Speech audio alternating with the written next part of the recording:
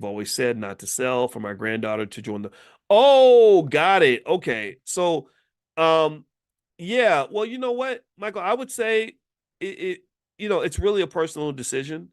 The Prime program, I think if you go to drboyceprime.com, I don't know what the fee is on the page, but I think that what I ask the students to consider is I just say make a simple comparison. Think of it like um, don't think of it like you did with college. With college, you spent a ton of money, and some of you feel like you overspent. You spent more than you actually gained. You gave $200,000, but you didn't get what you wanted. I don't want you to think about anything in the Black Business School that way. I'd like for you to consider with Prime, okay, if the amount that you spend, that you invest to be in the program, is not super exceeded by the amount of income that you're earning from the things that we talk about and the tips I give and the things we share, then I don't want you there. You shouldn't be there. I want it to be a profitable, positive ROI move for you. I want you to not say I did this because I like Boyce, or even just I did this because I want to learn from Boyce, which you will learn. But I also want you to say I made money because of this. I'm doing better because of this. And there are Prime students in here that and y'all can feel free to make comments and talk about your experience. But there are a lot of Prime students in here where I know I've sat down with them, in class, and then sometimes I would do one-on-ones where I can show them specifically, okay, this is how you can have more money on Monday. And it's very easy to do because this is one of those superpowers you get when you have a PhD in this stuff. So there you go, El Haj. Thank you, El Haj. There you go. So there's some comments right there. So feel free to talk to them, and I want them to be honest. I don't want nobody out here lying for me. I'm not here trying to, pull a fast one on anybody. But I really think this is something worth looking at. I don't just think it would be good for a lot of you, but I think it would be great for your children to have this skill at an early age. In fact, if I could go back in time and have this be the only thing I did in high school, it would be that. Okay. So a couple more questions. And the URL is drboyceprime.com if you want to take a look. Boyce Prime. All right. Leslie Hughes, how much would you say is an adequate amount to have in long-term investments before we start Prime? Um, there's no specific number, Leslie. It kind of just depends on how you want to operate. I personally don't put more than say 25% of my wealth toward my options portfolio. So that might be a benchmark. Let's see. If you have CrowdStrike in your portfolio, would you sell them off? Um, no, I would probably just hold it. I would hold it because it's probably there may be an overreaction to the bad news on CrowdStrike. Let's see, where did we find how to develop an investment group? If you email support at theblackbusinessschool.com, if you're in the Black Stock Market Program or in Prime, that information is in there, but you may not, it may be hard to find because we kind of give you a lot of material. So feel free to email support at theblackbusinessschool.com. Okay, I'm gonna answer one more question, then we're gonna have to bounce out for today because we've been here an hour and 15 minutes.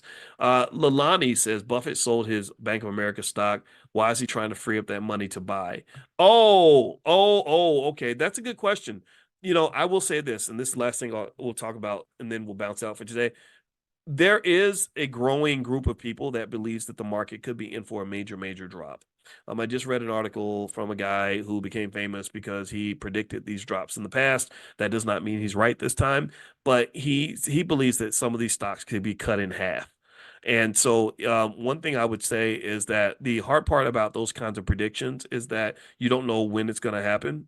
Like there was a guy who knew in 2015, 2016 that the Chinese real estate market was just a big bubble. He knew that they were on some major BS and that the loans that they were making did not have the credit rating that they appeared to have, that they were on thin ice, economically speaking. He predicted this in 2015 and 2016.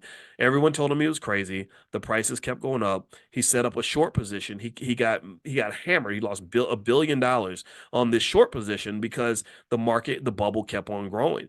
But he ended up being correct around 2022, 2023. The crack showed, and you had companies like Evergrande in China have some of the largest bankruptcies in human history, and because everything he said was correct.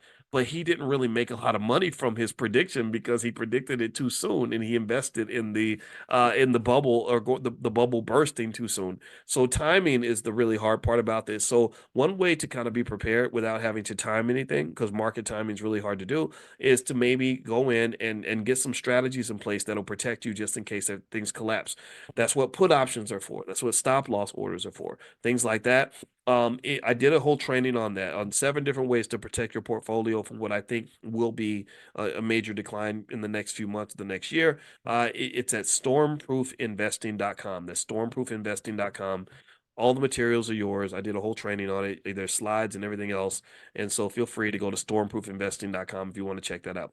Okay, guys, I'm going to get out of here. I hope you guys have a great day. Tomorrow morning, we're going to meet again for class. And if you're not on the text list, text the word morning, MORNING, to 87948. And also tonight, if you like Powernomics, as you know, Wednesday night, every Wednesday, we read Dr. Claude Anderson books. And so we're reading his book, The Black History Reader, which I think is really important right now, given that we're dealing with this whole election thing. I think that hearing from the elders like him is really important. So we're going to meet tonight at 8:30 p.m. Eastern. So if you're interested in Powernomics, and you want to be a part of that, then feel free to join us tonight. I'll just text if you're on the original text list. I'll just text you guys a link and you can join us tonight. And next week I may have to cancel because we're doing our trip to Egypt, and I got to get on a plane and go fly and start getting ready for that trip. And again, it's the trip sold out, but we are going to do another one to South Africa. And so around the time of the convention, we'll give you the details on that once I talk to Jay and set that up. All right, have a good day, everybody.